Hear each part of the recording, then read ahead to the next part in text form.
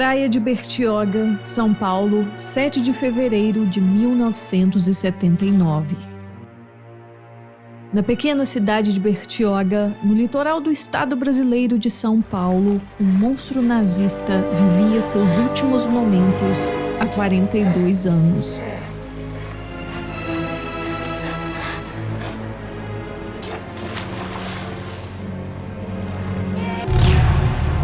Josef Mengele, o infame médico nazista que realizou experimentos médicos nos campos de extermínio de Auschwitz, sofrera de derrame enquanto nadava no Brasil. Quando outro oficial nazista, Wolfgang Gerhard, partiu para a Alemanha para procurar tratamento médico, ele deixou com Mengele seus documentos. O carrasco então falsificou-os, recortou a foto de Wolfgang e colocou uma foto própria no lugar. No boletim de ocorrência lavrado logo após a morte, apontava como natureza do óbito mal súbito e afogamento. Informava que Wolfgang tinha 54 anos, era viúvo, trabalhava como técnico mecânico e residia no Brooklyn Novo, em São Paulo.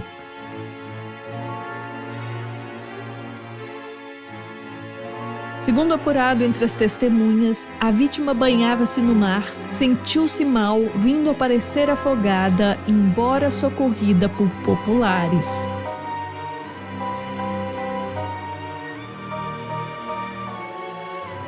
Análises feitas através de exame de DNA confirmariam em 1992 que os restos mortais de Wolfgang eram, na verdade, de Mengele.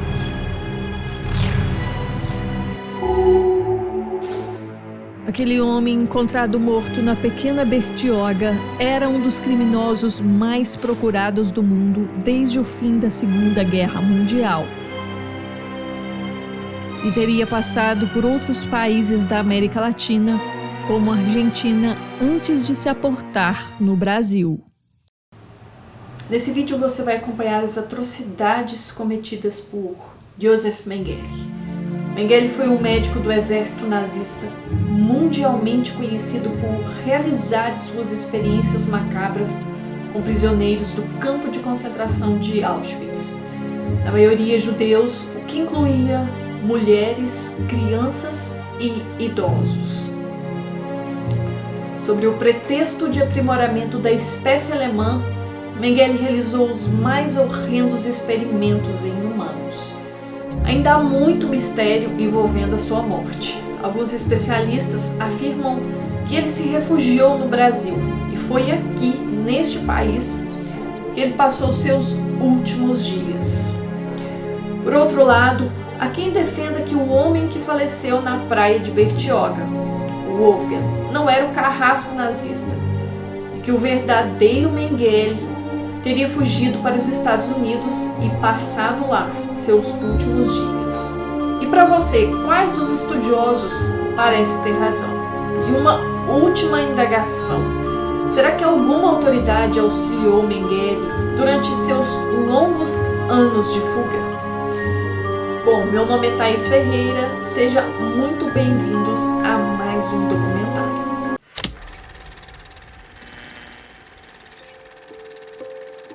Notícia de última hora: está confirmada a derrota da Alemanha.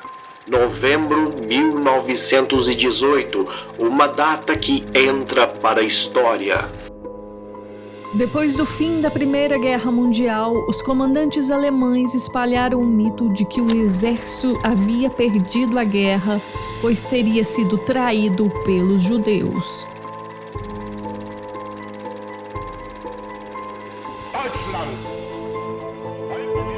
Ao culpar os judeus pela derrota, Hitler criou um inimigo estereotipado.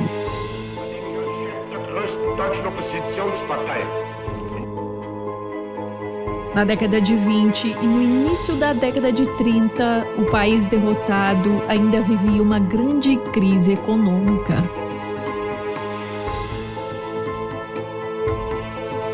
Segundo os nazistas, expulsar os judeus foi a solução para os problemas na Alemanha.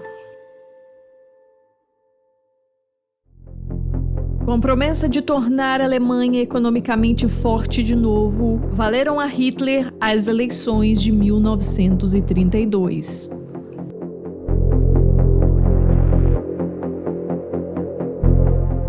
Depois que ele assumiu o poder, as leis e medidas contra os judeus aumentaram demasiadamente.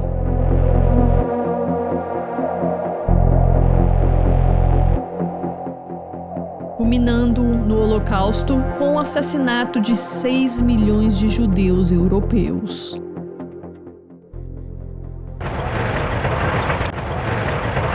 Em setembro de 1939, a Segunda Guerra Mundial estourou na Europa.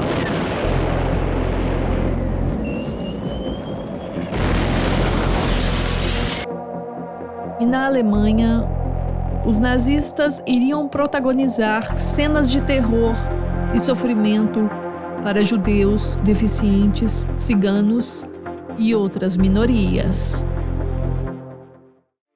O programa de eutanásia foi o primeiro programa de extermínio em massa da Alemanha nazista. Ele se antecipou ao genocídio do judaísmo europeu, o Holocausto, por aproximadamente 2 anos. Uma sociedade moralmente elevada, justa, defende todas as vidas, principalmente a vida daqueles mais vulneráveis. Na contramão da justiça, os nazistas lançaram o programa de eutanásia.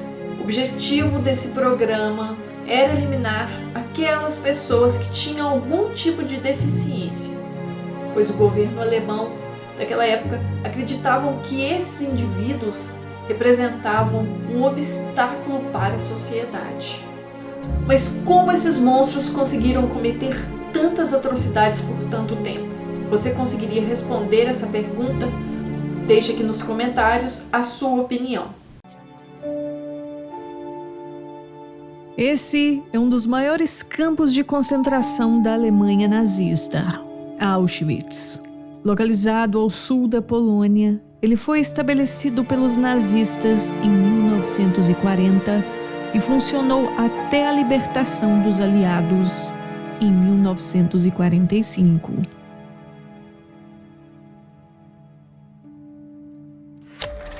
Em Auschwitz, roupas infectadas com piolhos e outros insetos eram desinfetadas com ácido prússico cristalizado, produzido em massa sob o nome comercial de Zyklon B.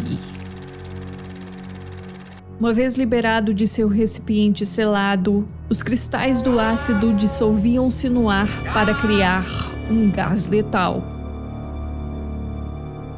Num dia no final de agosto e início de setembro de 1941, um dos comandantes da SS ordenou que o porão do Bloco 11 fosse preparado para o uso do Zyklon B. Portas e janelas foram seladas, todo o bloco foi trancado. Milhares agonizaram e suplicaram antes de morrerem envenenados pelo gás.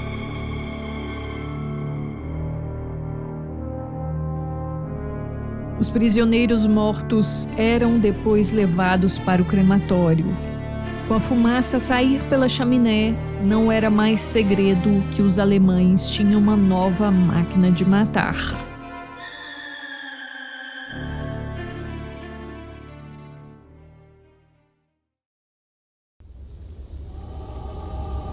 No inverno de 1943, chega a Auschwitz aquele que iria transformar o campo num laboratório humano, Josef Mengele. Alguns dias depois de sua chegada, Mengele criou uma reputação de radical e implacável perversidade. Perto do fim de 1944, houve uma escassez de comida. Ela não era suficiente sequer para sustentar as 40 mil mulheres do campo de Birkenau. Mengele informou que não poderia mais alimentar as debilitadas prisioneiras. Teria, portanto, de liquidá-las. Durante as 10 noites seguintes, comboios de caminhões carregaram as mulheres 4.000 por dia para a câmara de gás. Joseph Mengele é acusado de participar diretamente na escolha daqueles que iriam morrer. Os selecionados eram mortos de forma cruel. Injeções letais, paredões de fuzilamento, câmaras de gás eram as formas mais comuns de dar fim aos prisioneiros. Mengele apreciava em especial o uso de injeções letais. As principais substâncias administradas por ele eram o fenol, gasolina, ácido e formol, aplicadas diretamente na circulação sanguínea. A mente doentia dos nazistas conseguiu encontrar formas dolorosas para matar seus semelhantes em nome de uma ideologia. Notem, a ideologia pregada pelos nazistas prometia trazer prosperidade, mas entregou apenas dor e sofrimento. Mengele também participou de vários outros experimentos, em particular a esterilização. As mulheres eram sujeitas a testes extremamente dolorosos e submetidas a doses massivas de radiação em seus ovários. O anjo da morte, como era assim chamado, dera início à sua tentativa bizarra de aperfeiçoar a espécie alemã ideal, ao testar se poderia mudar a pigmentação dos olhos injetando diferentes corantes coloridos. 36 crianças de um galpão em Auschwitz foram usadas para os testes dos olhos, que resultou em dolorosas infecções e, às vezes, cegueira. Depois dos testes, as crianças não tinham mais utilidade e foram gaseadas. As paredes da sala de Mengele estavam repletas de olhos espetados com agulhas. Os olhos iam do amarelo muito leve ao azul, verde e violeta brilhantes. O carrasco alemão era obcecado em encontrar um grande número de gêmeos para concluir suas experiências macabras. Primeiramente, sob as ordens de Mengele, recebiam boa comida, camas confortáveis e condições de vida higiênicas. A finalidade de deixá-los mais fortes era de impedir que infecções interferissem nos resultados do estudo. Em seguida a essa fase preliminar de preparação da saúde, ele incluía experimentos executados enquanto as crianças estavam vivas. Na primeira fase do estágio em vivo, eram tiradas medidas precisas dos crânios, orelhas, narizes e outros traços externos. Quando esse exame terminava, começava a verdadeira tortura. Cirurgias brutais e outros testes dolorosos eram executados muitas vezes sem anestésicos.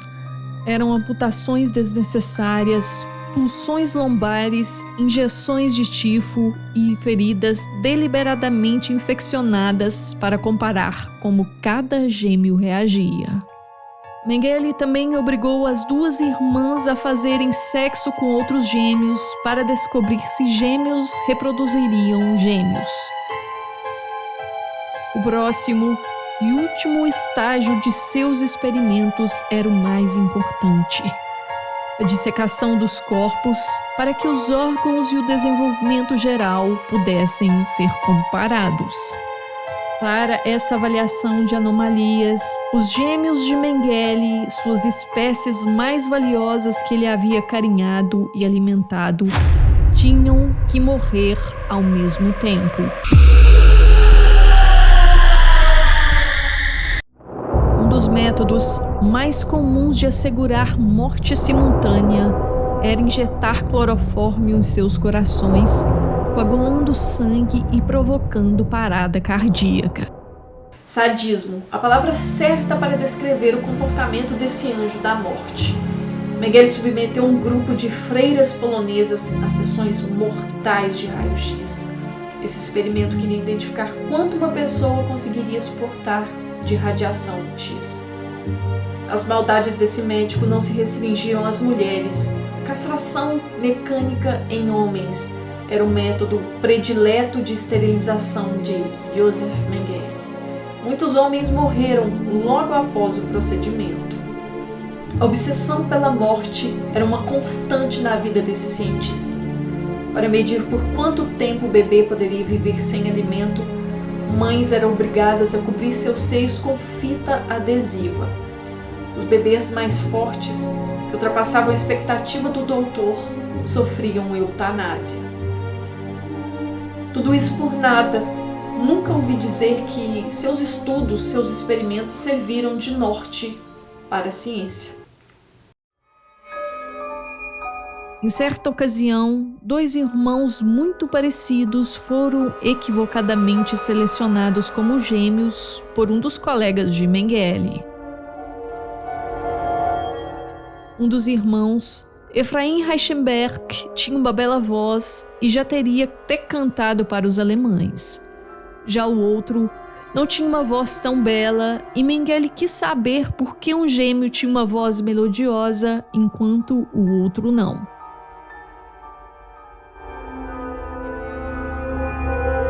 Ele realizou uma cirurgia rude nas cordas vocais de ambas as crianças que prejudicou a fala das duas. Efraim acabou perdendo toda a capacidade de usar as cordas vocais. Só no final de 1984, a voz retornou depois que um microfone especial foi instalado no seu pescoço, logo abaixo do maxilar, fazendo a voz soar como se saísse de um computador.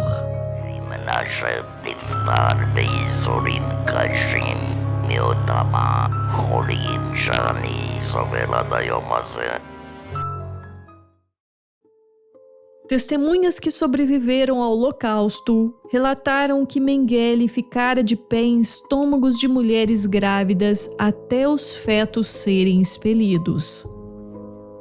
E um dos atos mais horripilantes do Anjo da Morte foi ter dissecado uma criança de 1 ano enquanto ela ainda estava viva. Uma das acusações mais macabra foi a de que Mengele havia queimado 300 crianças vivas numa fogueira ao ar livre. Um grande grupo de oficiais da SS chegou em motocicletas e Mengele estava entre eles. Entraram no pátio e saltaram de suas motos. Assim que chegaram, deram uma volta em torno das chamas. A fogueira queimava horizontalmente. Ficaram atentos para ver o que ia acontecer. Algum tempo depois, chegaram um caminhão basculantes trazendo crianças. Havia cerca de 10 caminhões. Depois que entraram no pátio, um oficial deu uma ordem. Os caminhões deram ré em direção à fogueira e começaram a atirar as crianças diretamente na cova com o fogo. As crianças começaram a gritar. Algumas conseguiram rastejar para fora da cova em chamas. O oficial começou a rodear a fogueira com varas e empurrava de volta aquelas que conseguiam sair. Mengele estava presente dando ordens. Quando ele estava fazendo as seleções, uma menina de 4 anos suplicou a Mengele para não ser mandada embora, chamando-o de tio doutor. Com um aceno da mão, Mengele então fez um sinal para que um soldado alemão cuidasse dela. O agente da SS arremessou-a contra a roda de um caminhão para que seu crânio fosse estilhaçado. Há vários exemplos de Mengele se mostrando gentil com as crianças para então depois matá-las.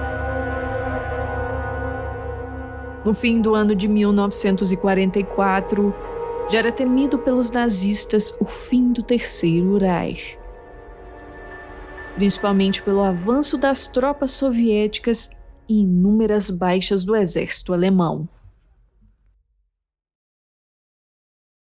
Na noite de 17 de janeiro de 1945, Mengele partiu de Auschwitz, salvando o máximo possível dos registros de seus experimentos com gêmeos, deficientes físicos e outros considerados incapacitados. A SS já tinha ordens para destruir fichas médicas, tabelas de temperaturas e todas as outras provas de experimentos e do próprio genocídio, explodindo os crematórios e baleando pacientes fracos demais para caminhar.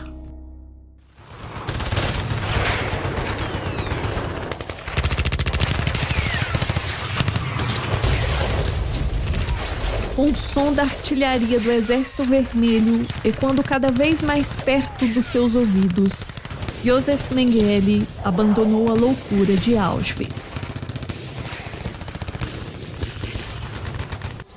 Dessa noite em diante, ele nunca mais parou de fugir.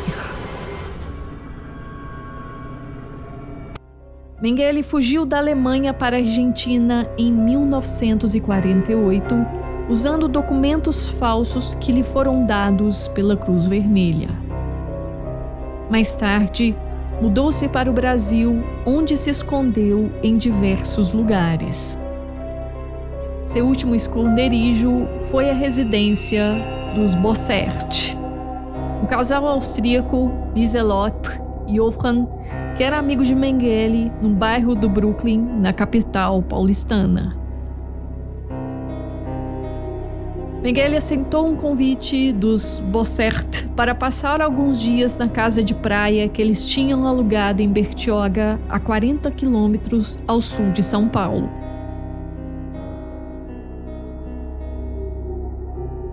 Por volta das 4:30 da tarde, para se refrescar do sol escaldante, Mengele decidiu se aventurar nas ondas suaves do Atlântico. 10 minutos depois, estava lutando pela vida.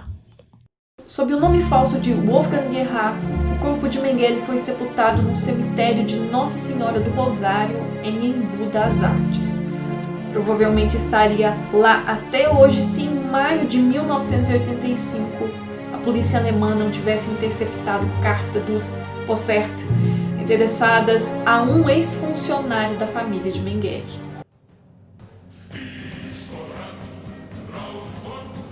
Desconfiadas, as autoridades alemãs acionaram a polícia brasileira, que, sob a responsabilidade do superintendente da Polícia Federal em São Paulo, o delegado Romeu Tuma, resolveu fazer buscas na residência do casal e descobriu toda a verdade.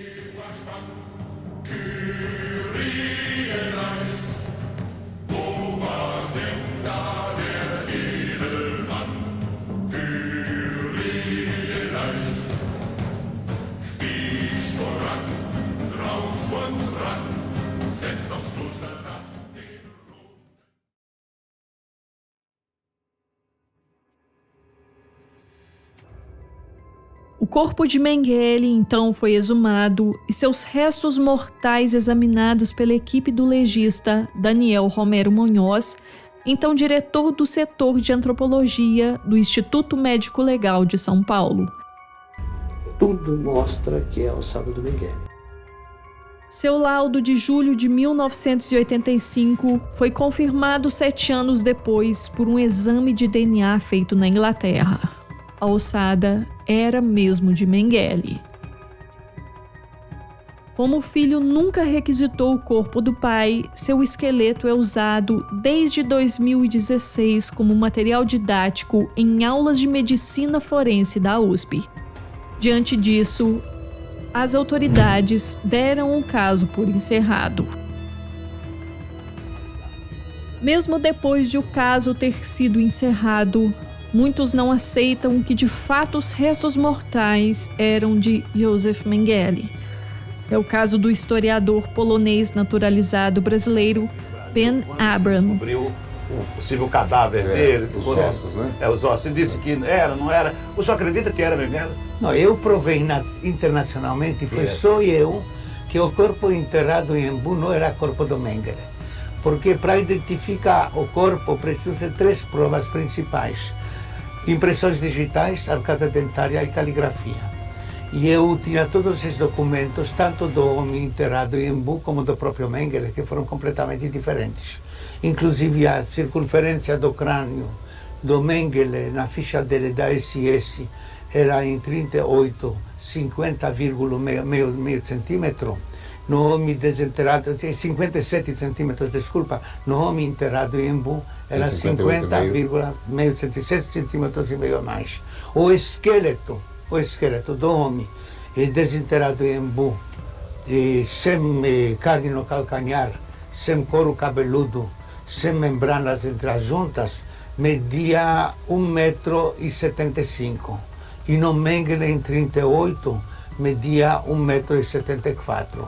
E não acredito que a terra de Embu é tão fértil que lá até um esqueleto cresce também de uma pessoa.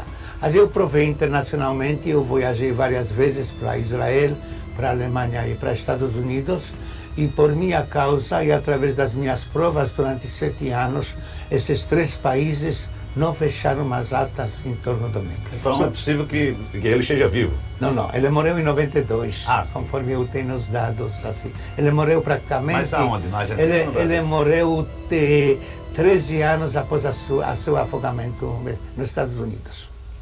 Como foi visto, apenas em 1992, testes de DNA confirmaram que a amostra testada continha o mesmo material genético de uma amostra de sangue do filho de Yosef Mengele, Ralph.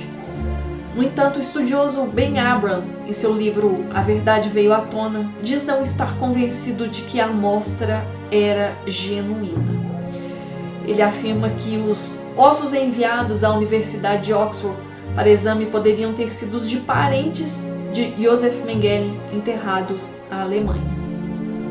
Atrocidades cometidas no passado não muito distantes de nós poderiam se repetir? Nossa sociedade aceitaria passivamente uma escalada totalitária que empurraria minorias para uma condição de humanos de segunda classe? Bom, deixo aí reflexão para vocês. Meu nome é Thaís Ferreira, fico por aqui e até o próximo vídeo e muito obrigada!